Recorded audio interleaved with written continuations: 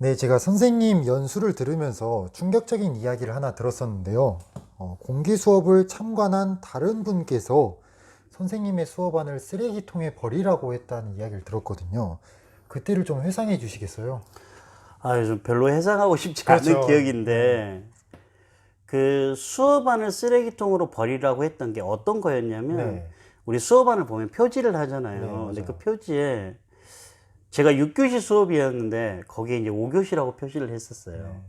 그러니까 그 선생님이 이제 사회를 보신 선생님이었는데, 네. 수업이 끝나고 이제 수업 협의를 하는데, 첫 마디가 저한테 이 수업안은 쓰레기통에 버리라고 이렇게 얘기를 하시는 와, 거예요. 그래서 왜 저런 말씀을 하시? 저는 되게 충격이었어요. 그 그렇죠. 상황이 충격이었고 이제 일단 들어보고 싶었어요. 왜 네. 저렇게 말씀하시는가? 그랬더니 6교시에 수업하는 것을 5교시로 써놨다고 이 수업안은 볼 필요가 없다고 말씀을 하시는 아, 거예요.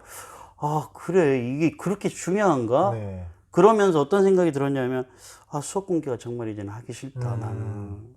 왜냐하면 이건 어떻게 보면 하나의 인격적인 모독이에요. 그렇죠. 왜냐하면 저도 교사고 네. 선생님도 교사인데 음, 선생님도 분명히 실수를 해야 할 때가 있을 네, 텐데 맞아요.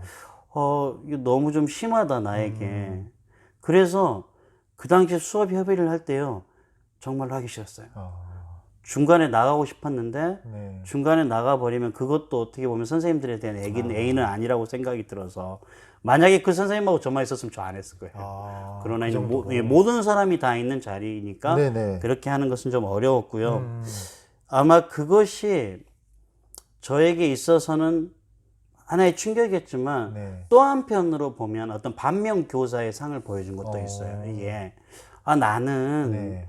절대 저렇게 하면 안 되겠다. 그렇죠. 내가 이걸 당한다는 말을 이 정도까지 얘기를 하는 거니까 네. 내가 이걸 겪어보니까 내가 후배들이나 아니면 동료 교사들에게는 절대 저렇게 하면 안 되겠다라는 생각이 좀 들었고 그 수업 협의에 대한 이해도 좀 부족하지 않나 저렇게 네. 말씀하신 것은 그런 생각이 좀 많이 그때 들었어요. 그럼 수업 협의에 대해서 조금만 이야기를 나눠볼게요. 기존 수업 보기 방식에는 어떤 한계가 있고, 앞으로는 좀 어떻게 바뀌어야 좋을까요? 기존 수업은요, 네. 우리가 수업 공개를 하면요, 네. 굉장히 분석적으로 수업을 보는 경우가 맞아요. 많아요. 이게 무슨 말이냐 하면 꼭 내가 수술대 위에 올라가서 해부당하는 느낌이에요. 교사가. 그러네요. 예, 그런 느낌이란 말이에요. 그래서 이게 수업을 우리가 공개하고 네. 수업 협의를 하는 것은 그런 목적이 아니거든요. 내가 수업을 잘하고 못하는 것을 평가하는 게 아니라 이 수업 협의의 목적은 우리 선생님의 수업에서 아이들의 배움의 과정이 어떻게 변화가 되고 네. 이를 통해서 나는 앞으로 어떻게 해 나가겠다는 하나의 방향을 정하고 피드백을 받는 자리에서 선생님에 대해서 분석을 얘기하고 목소리는 어땠고 그렇죠. 누구한테 몇 번 질문했고 맞아요. 이건 양적인 평가밖에 안 돼요. 네. 이게 어떻게 보면 눈에 보이는 평가죠. 음, 그런 것은 아무나 할 수 있어요. 그렇잖아요, 선생님. 그렇죠. 그러나 우리는 그 이면의 것들을 사실을 봐야 되는데, 네. 이 애가 수업에서 어떻게 변화가 되고 있는가. 우리는 그걸 봐야 되는데, 기존의 수업은 대부분이 교사 위주의 수업 참관이 대부분이었어요. 맞아요. 네. 그게 좀 안타깝고, 그 다음에 이 자체에서 피드백을 많이 제공을 받아야 돼요. 왜냐하면 이 수업을 공개를 하잖아요. 그러면 그 차시의 수업 전문가는 누구가 되겠어요? 저죠. 그렇습니다. 네. 수업자입니다. 수업자. 네. 수업자인데 수업자는 이 수업을 위해서 얼마나 많은 고민을 했을 거 아니에요. 맞아요.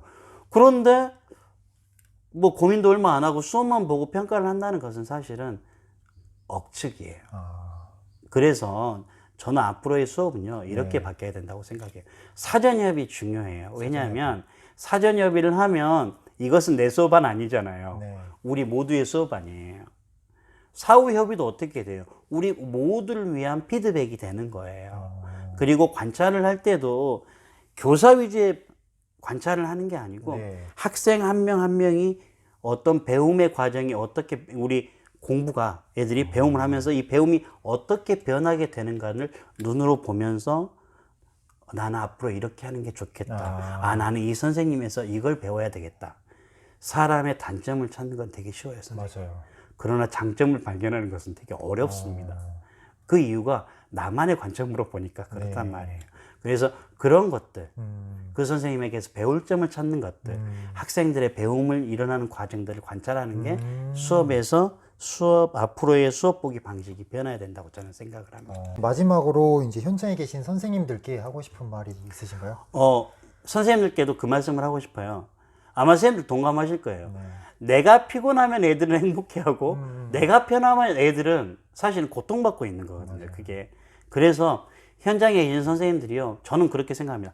아침에 5분이라도 일찍 와서 네. 교과서나 네. 지도서를 한 번쯤 보면 보는 관점이 조금씩 바뀝니다. 어, 이제 이것은요, 결국은 우리 아이들의 피와 살이 된단 말이에요. 그렇죠.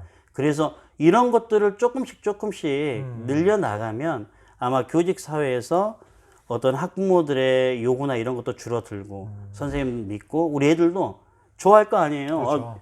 교실에서만 막 보는 거, 네. 야, 우리 선생님 좀 이상해지셨어. 왜 밖에를 나가시려고 그러지? 근데 이런 것들이 긍정적인 변화예요. 그래서 저는 그런 것들이 좀 많이 이루어졌으면 좋겠다라는 생각이 듭니다. 알겠습니다. 오늘 훈훈스쿨에 출연해 주셔서 정말 감사합니다. 감사합니다, 선생님.